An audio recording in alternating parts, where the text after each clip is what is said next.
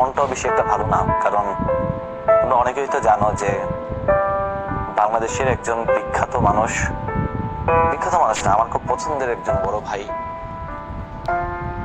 শরীফ ওসমান হাদি ভাই মারা গেছে, তোমরা অনেকেই জানো। তো তার জানাজা থেকে আসলাম।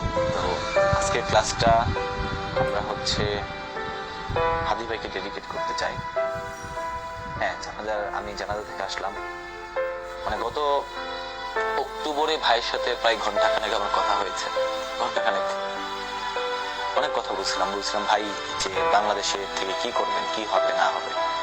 ভাই বললেন, দেখো রায়হান, যে বাংলাদেশে 16 কোটি মানুষ নিয়ে তো আমি অন্য কোনো দেশে চলে যেতে পারবো না, আমার এই দেশেই থাকতে হবে।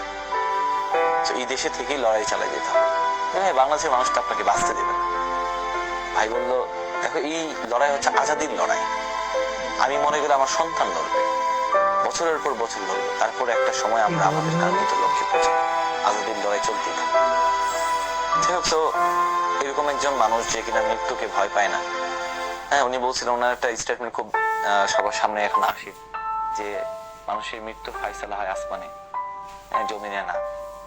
তো এটাই যে সন্তান, হ্যাঁ আমরা লড়বো, আমরা তার যে স্বপ্ন ছিল, সেই স্বপ্নে যিনি দেখেছিলেন যে একটা স্বাধীন সার্বভৌম বাংলাদেশ, সেই সার্বভৌম বাংলাদেশের স্বপ্ন। সুলতান আলী সাহেব, তার সাথে কি হয়েছিল, তার সাথে কি হয়েছে,